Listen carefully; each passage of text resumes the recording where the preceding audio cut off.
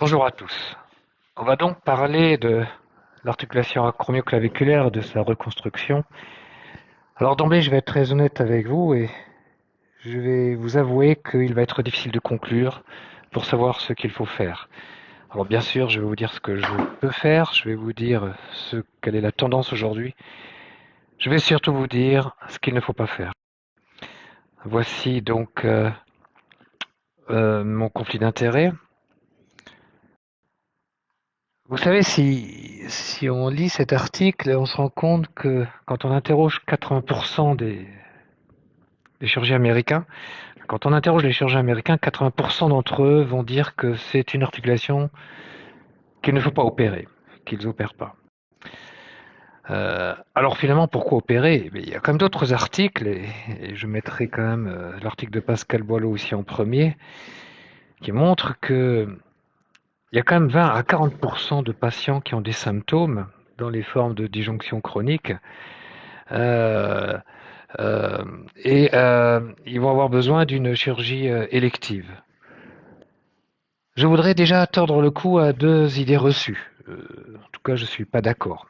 Par exemple, on dit que l'intérêt esthétique n'est pas une indication chirurgicale. Alors, je m'oppose à cette idée. Quand on voit cette image, pardonnerai de dire ce que je pense, mais c'est important d'avoir une belle épaule et cette personne est venue me voir pour avoir une belle épaule.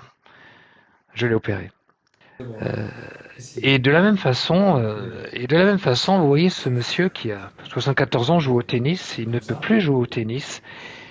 Eh bien, je pense qu'il faut l'opérer pour qu'il puisse continuer à jouer au tennis. Et c'est pas parce qu'il a 74 ans qu'il faut pas le faire. Je l'ai opéré, il rejoue au tennis, il est heureux.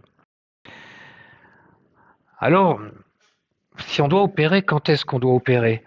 Euh, je dirais que si vous faites une forme aiguë, vous savez qu'il suffit de réduire et de fixer. À l'inverse, quand on veut opérer un cas chronique, il faut réduire, fixer, et en général, il faut greffer. Et la greffe, c'est quelque chose d'extrêmement difficile. Alors, je dirais tout simplement, et ça paraît simple, opérez dès que vous pouvez, le plus vite possible, et on va voir quel est ce délai un petit peu plus tard avec mon expérience et la littérature. Je dirais qu'il y a une troisième question importante. Si on doit opérer, doit-on le faire sous arthroscopie? Eh bien, ma réponse, c'est oui. En tout cas, il faut arrêter d'ouvrir dans la mesure du possible. Vous voyez comme c'est invasif une ouverture. Vous voyez comme c'est inesthétique encore une fois. Le risque de complications, d'hématomes, d'infection est majeur. Mais au-delà de ça, et c'est Wolf le premier qui l'a fait sous arthroscopie il y a plus de 20 ans maintenant, au-delà de ça, on voit tellement mieux sous arthroscopie. On voit sous la clavicule, on voit sous la pelvis coracoïde. Ici, je fais un Weaver-Eden, on voit le transfert du ligament coraco-acromial. On voit l'articulation acromioclaviculaire par le dessous, on voit sa réduction. On voit tellement mieux, mais pourquoi ouvrir alors qu'on voit moins bien? Alors qu'est-ce que j'ai arrêté? J'ai arrêté bien sûr ces broches. Ces broches sont très mal tolérées. C'est peut-être encore utilisé quelquefois, je trouve ça désolant. J'ai aussi arrêté, je n'ai jamais vraiment tellement utilisé ça. Pourquoi? Tout simplement parce que vous fixez une articulation. Alors, c'est pas étonnant de penser que c'est mal toléré, puisque une articulation fixée ne peut pas bien évoluer. Ces broches sortent à la peau, ces vis finissent par bouger. On est obligé d'enlever le matériel. Ce n'est pas une bonne technique, ça donne échec. Regardez ici un échec de, de brochage, de haubanage, pardon. Euh, bon, on peut trouver des échecs avec beaucoup d'autres techniques, mais celle-là, elle est quand même pas mal, fréquente. Alors, qu'est-ce que j'ai arrêté aussi? Eh bien, j'ai arrêté le lassage sous-claviculaire. En tout cas, la forme dont il était prévu et programmé jusqu'à présent. Je n'ai pas dit que passer sous la coracoïde était une hérésie. J'ai dit que ce système d'implant ne marche pas. Vous voyez, un échec, deux échecs, trois échecs, je pourrais vous en montrer beaucoup, j'ai publié mes échecs, ça ne marche pas. Il n'y a pas, même si la force à l'arrachement de ces ligaments est largement supérieure à la physiologie, il y a une friction qui se fait sous la peau coracoïde, ça ne marche pas. Il faut modifier cet implant ou il faut faire autre chose. Mais en tout cas, ça ne marche pas, je l'ai complètement abandonné. Alors, il y a une mode qui existe un petit peu en France, et je dirais surtout en Amérique latine. J'ai beaucoup vu et entendu parler de la plaque accrochée. Mais la plaque accrochée, c'est pareil. Il faut ouvrir, c'est un système rigide. En plus, ça donne des ostéolyses de l'acromion et elles doivent être enlevées. Alors, je dis pas que ça marche pas, je dis juste que ça donne beaucoup de complications et ce n'est pas du tout dans ma philosophie de faire. Alors, je dirais qu'il faut revenir à l'anatomie finalement. Il y a trois ligaments et les ligaments acromioclaviculaires sont garants de la stabilité horizontale. Les ligaments coraco-claviculaires sont garants de l'instabilité verticale. Voici mon évolution aujourd'hui. Enfin, ça fait quand même plus de 10 ans que j'ai évolué vers ça. Alors vous allez dire qu'il n'y a rien de très nouveau, mais c'est quand même, euh, c'est un système de loupe qu'on peut faire simple ou en double, mais il n'y aura pas du tout de matériel à la face superficielle de la clavicule, c'est un bouton, mais surtout ce système vous permet de mécher avec quelque chose d'excessivement fin, diamètre de 4, on n'est plus dans du 3, du 3,5 ou même du 4, puisque vous faites le montage in situ. Vous pouvez faire un montage en simple ou en V. Vous voyez, je l'ai publié, la technique, c'est de ce montage en Y. Ici, c'est un Weaver-Eden, c'est-à-dire que je fais une double bande, je perce la clavicule avec quelque chose d'excessivement fin, ce qui évite d'avoir des complications comme des fractures de clavicule, des fractures de l'acromion, des arrachements. Je dirais que le plus difficile, curieusement, quand vous avez la clavicule à ciel ouvert, eh ben, c'est facile de mécher, mais quand tout est sous arthroscopie, ben, on a du mal à voir les limites. Et c'est finalement le méchage qui est le plus difficile. Et c'est pour ça qu'il faut mécher avec quelque chose de petit. Mécher avec quelque chose de petit, vous voyez que je fais un contrôle sous-claviculaire, sous-coracoïdien, et que je n'utilise pas de guide. Et je vais vous le montrer. Je pense qu'utiliser un guide n'est pas logique, car il faut être centré sur la coracoïde, centré sur la clavicule, réduire l'articulation chromoclaviculaire. Ça fait trois choses en même temps avec le même guide. Ça me paraît pas du tout logique. Je le fais sans guide, c'est Weaver-Eden. Alors vous savez, je fais pas mieux que les autres et j'ai des complications. Euh, en tout cas, dans cet article français, il y a des échecs, il y a des douleurs, il y a des fractures de clavicule qui peuvent être tardives même, parce qu'il y a des ostéolyses autour du tunnel. Il y a des pertes de l'implant, il y a des coracoïdes fractures. En tout cas, 20 à 40% de complications sont décrites avec ces boutons. Alors, évidemment, je ne dis pas que c'est la meilleure chose, et c'est la raison pour laquelle je vous dis ce qu'il ne faut pas faire. Je vous dis la tendance vers quoi je vais et les tendances actuelles, mais je ne dis pas ce qu'il faut faire.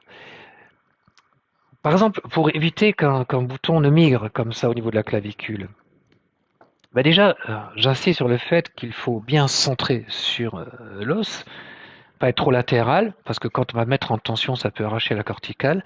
Il faut surtout pas mécher trop gros. Si vous ratez un trou à 4,5, il faut faire un deuxième à côté. Ça fait un trou de 1 cm pratiquement. Et donc, il faut essayer de bien centrer le tunnel. Regardez cet exemple, par exemple. Immédiate post-op parfait. Un mois, échec. Qu'est-ce qui s'est passé? Mais qu'est-ce qui s'est passé? Ben, je dirais que, en tout cas, une de mes explications, je n'ai pas la réponse à tout, c'est que les tunnels ne sont pas du tout anatomiques. Regardez, j'ai méché très latéralement, pensant que c'était une bonne chose pour les forces. En fait, on n'est pas anatomique, on ne reproduit pas l'anatomie. Où faut-il mécher? Alors, on a quand même des articles qui nous le disent. Vous voyez, ici, il y a cet article qui nous montre qu'il faut mécher le premier trou à 22 mm, le deuxième à 45 mm de l'articulation. Et au niveau de la coracoïde, il faut être le plus postérieur possible, très proche du genou de la pousse coracoïde. À partir du moment où vous êtes anatomique, je pense que vous améliorez vos chances de cicatrisation. Il n'y a rien d'extraordinaire dans tout ça. Et pourtant, nos amis allemands nous disent qu'il ne faut pas être anatomique parce qu'ils ont peur de mettre un ligament artificiel, on va dire, là où c'est censé cicatriser. Bon, le ligament artificiel, il fait 3 mm de diamètre. Je ne suis pas sûr que leur raisonnement tient. Mais enfin, on n'est pas d'accord là-dessus.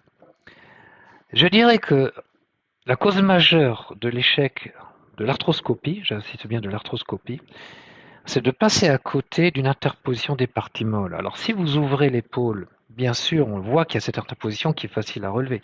Quand vous êtes sous arthroscopie, c'est impératif de faire un contrôle acromioclaviculaire. Alors, vous pouvez le faire, sous arthroscopie, bien sûr. C'est pas facile, mais il faut le faire. Et il faut le faire si vous voulez avec un amplificateur de brillance, mais il faut le faire. Allez, levez le bras tout en haut. Voici ici un Redescendez. exemple. Vous voyez, cette dame qui était Ok. passée sous son tracteur, elle avait d'autres problèmes. On a négligé son épaule. Elle est agricultrice. C'est pas terrible. Elle bouge son bras, mais franchement, elle est gênée. Bon, je l'ai opérée en chronique. Je lui ai fait un double bouton. Euh, Ça donne de très bons résultats. Ça donne pas que des complications. C'est ça que je veux Maintenez le dire. bras tout en haut. Les deux. 20 à Les deux. 40% de Ouais, tout en haut. complications, Comme ça. ça donne quand même Comme 60 à ça. 80% de très bons Comme résultats. ça. Il faut quand même être Posez-le positif, sur le hein, le ventre et verre à levez le moitié bras. vide, Ok. à moitié plein. Bougez pas. Regardez ce monsieur, Comme ça. voilà, type 3, il était très gêné, ça marche très bien, il est ravi. Alors tout ce que je vous dis là, c'est vrai pour les types 3. Vous savez que les types 1 et 2, on les opère pas, de recoude bien sûr. Je vous laisse réviser cette classification. Le type 3, c'est une atteinte complète des trois ligaments. Quand il n'y a pas une déformation majeure, ce que je vous ai dit là, ça marche bien, très bien. Là où ça marche probablement moins bien, c'est à partir du type 4.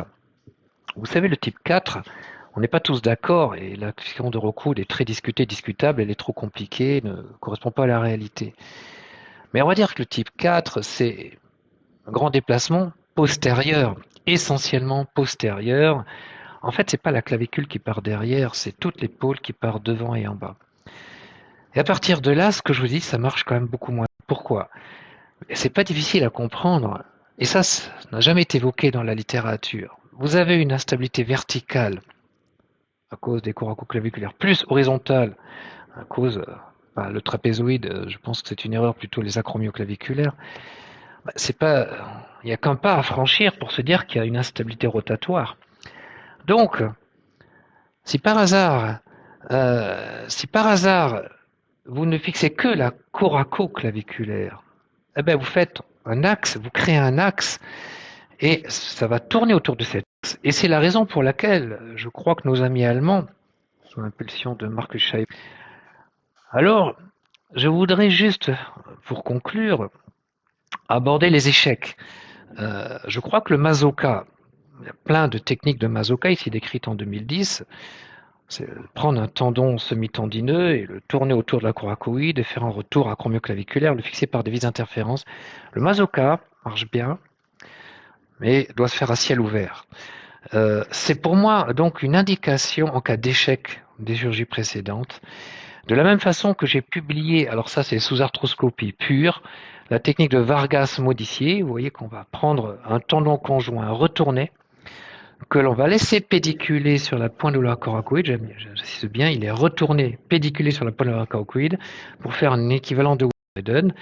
Voilà ce que ça donne sous arthroscopie. Hein, je l'ai donc publié. Vous faufilez le tendon conjoint et je peux vous garantir que c'est plus facile qu'un Weaver et Dunvray parce qu'au moins vous avez la place de travailler. Du moins, dès que vous avez l'habitude de faire débuter sous arthroscopie, c'est d'une simplicité, je ne veux pas dire enfantine, il ne faut pas exagérer, mais c'est simple. Vous prenez donc la moitié latérale du tendon conjoint, vous coupez l'extrémité distale après l'avoir faufilé, puis vous le retournez et vous le pénétrez tout simplement dans la partie externe de la clavicule pour faire un Vargas modifié. Vargas, c'est un Brésilien qui a publié ça en 1940. C'est donc pas nouveau du tout. Hein. Euh, alors, voici un exemple de Vargas modifié. Ce monsieur avait été opéré, vous voyez, on voit la voie d'abord. Le tendon conjoint est retourné. Voilà. Donc, quel est l'avenir maintenant? Eh bien, écoutez, l'avenir, c'est les fractures de la clavicule distale, les échecs de la chirurgie précédente et les combinaisons entre les fractures de la clavicule et les ruptures du ligament coraco-cranial. Regardez ici, j'ai fracture externe de la clavicule, j'ai réparé la clavicule. Ce monsieur avait eu un lambeau de grand dorsal avant, un échec multiple de coiffe avant qui explique toutes ces encres, mais il avait surtout fait une fracture de la clavicule après, donc le lambeau avait bien tenu en l'occurrence, mais j'avais pas réparé la disjonction, vous voyez l'espace sous-claviculaire qui est tout à fait anormal. Euh, eh bien, j'ai eu cette complication et je pense que il faut en plus de la fixation clavicule, la fracture, il faut faire une ligamentoplastie coraco-claviculaire. Ici, vous voyez ce jeune sportif de 15 ans, une fracture du cartilage de la clavicule avec interposition. C'est pas logique de mettre une plaque parce que vous allez avoir du mal à fixer l'extrémité latérale de la clavicule. C'est souvent refragmenté, c'est agressif, c'est assez ouvert. Il suffit de réduire l'interposition et vous mettez une reconstruction coraco-claviculaire. Ça marche très bien. En plus, vous conservez tout ce qui est conserver l'hématome, on va dire. Enfin, vous ouvrez pas finalement, ça reste du foyer fermé. Et un autre monsieur là qui avait été un échec, vous voyez, le ciel ouvert. J'ai fait un Wevereden et ça marche bien. Donc, Les aimants, c'est tout en vous haut, voyez, tout en haut comme ça, et moi comme ça. on n'a pas que des complications et si on essaie de bien comprendre les Après, choses, comme ça. Et oui, on revient l'arthroscopie peut une être fois utilisée comme une révision d'un échec de ciel ouvert et ça peut être un Vargas. Vous voyez que dans ce cas-là, j'avais pas fixé la coraco-claviculaire, la croix claviculaire. Et en dernière chose, vous voyez que ici, c'est une pseudarthrose du caractère de clavicule. Ben là, j'ai fait un ciel ouvert parce que j'ai mis une plaque, j'ai fait greffe, ciel ouvert, plus ligamentoplastie coraco-claviculaire pour tout stabiliser. En conclusion, je dirais qu'il y a donc 3 points à retenir. Il faut vraiment se poser la question sur l'acromioclaviculaire et dès que vous avez un type 4, dès que vous avez une instabilité horizontale, oui, la tendance actuelle, c'est effectivement de la fixer. C'est difficile et il faut peut-être faire un contre-abord. Il faut mécher le plus petit possible. Il faut refuser les systèmes où on mèche à plus de 3,5.